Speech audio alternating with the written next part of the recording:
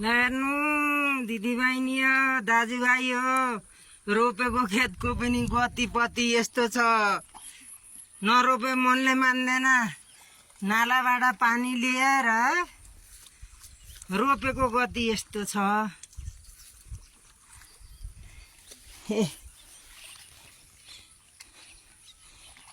छोरा जति विदेशले बोलायो, धान फन्लीमा बोके झार पलायो।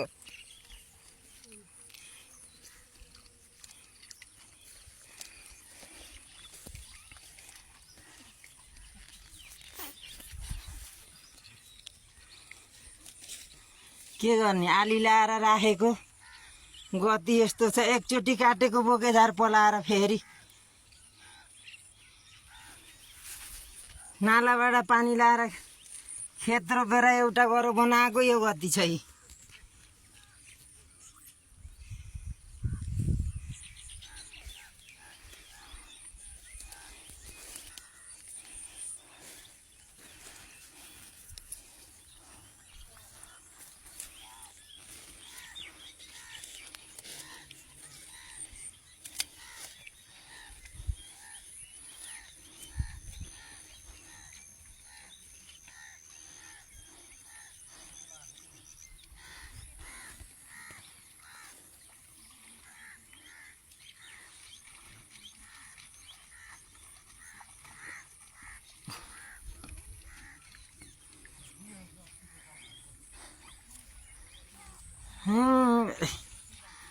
गति यस्तो छ।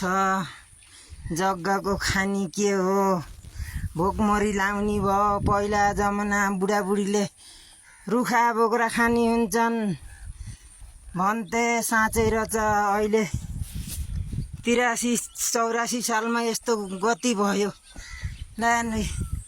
नालामा पानी लाएर खेत रोपेर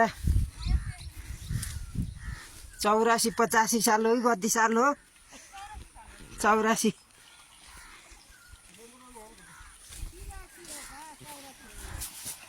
तिरासी सालको बिजोग नालामा पानी लाएर खेत रोप्न लागेको छ। अब भोकमरी नलाएर, अब नलाएको भोकमरी कहिले लाउने हो?